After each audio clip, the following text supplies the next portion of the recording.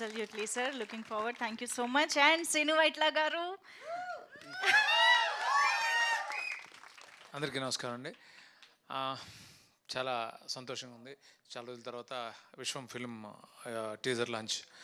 నేను ఇప్పుడు మాట్లాడడం కొంచెం కష్టం, నాకు ఏదైనా కంటెంటే ద్వారానే చెప్పాలని అనుకుంటాను. బట్ ఈ ప్రమోషనల్ ఈవెంట్స్లో ఎవ్వరు కూడా ఎక్కువగా మాట్లాడేవాళ్ళు కనపట్టలేదు కాబట్టి నేను కొంచెం మాట్లాడాల్సి వస్తుంది. విశ్వం అనే ఫిల్మ్ యాక్చువల్లీ నేను చాలా వింటాను. ఆడియన్స్ నా నుంచి, అంటే నా సినిమాని ఎంత ప్రేమించారో, నా నుంచి ఏం కోరుకుంటారో అన్నీ విని విని విని విని అలాగే ఈ మారుతున్న టైంని దృష్టిలో పెట్టుకుని ఒక ఫ్రెష్ థీమ్ని చాలా లేయర్స్ పెట్టి బ్లెండ్ చేసి ఒక ప్రాపర్ బ్లెండ్ ఉన్న ఫిల్మ్ని, కమర్షియల్ ఫిల్మ్ని తయారు చేయడం జరిగింది.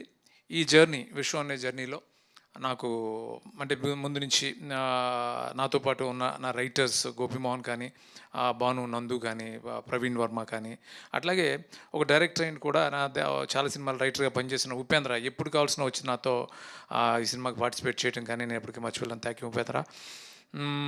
అలాగే చేతన్ భరద్వాజ్ ఫస్ట్ టైం నాకు మ్యూజిక్ చేశాడు ఈ సినిమాకి. అంటే లాంగ్ టైం ఒక్కసారి నేను ఒక సిచ్యువేషన్ చెప్పి ఒక సాంగ్ చేయమన్నాను వేరే ఒక ఫిల్మ్ కోసం. తను అప్పుడు చాలా బాగా చేశాడు, బట్ అది వర్కౌట్ అవ్వలేదు. బట్ నా మైండ్లో ఉండిపోయాడు అలాగే. అప్పుడు ఇంత పెద్ద స్కేల్ ఉన్న ఫిల్ము, నీకు 2 సాంగ్స్ ఇస్తాను అవి చెయ్యి అని అన్నప్పుడు తనకి ఇచ్చాను.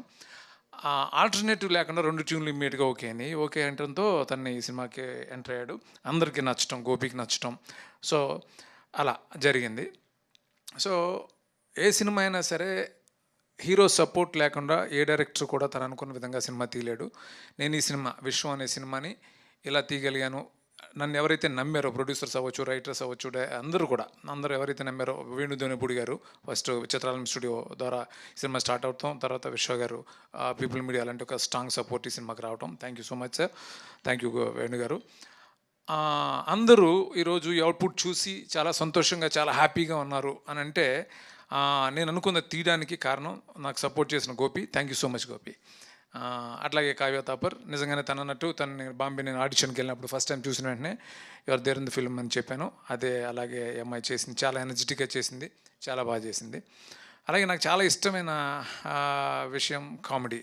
అంటే అలాగే ఈ సినిమాలో చాలా పెద్ద స్కేల్ ఉన్న ఫిల్మ్, ఇది చాలా పెద్ద స్కేల్ ఉన్న ఫిల్ము. బట్ ఎట్టి పరిస్థితుల్లోనూ కామెడీ మిస్ కాకూడదని దాన్ని బ్లెండ్ చేయడానికి మేము చాలా ఆల్మోస్ట్ 7-8 మంత్స్ స్ట్రగుల్ అయ్యి హిలేరియస్ కామెడీని ఈ సినిమాలో, అంటే నా గత సినిమాలో ఎంతైతే కామెడీ ఉంటుందో అంతే ఉంటుంది, వీలైతే కొంచెం ముందు ఎక్కువ ఉంటుంది తప్ప తక్కువ అయితే మాత్రం ఉండదు.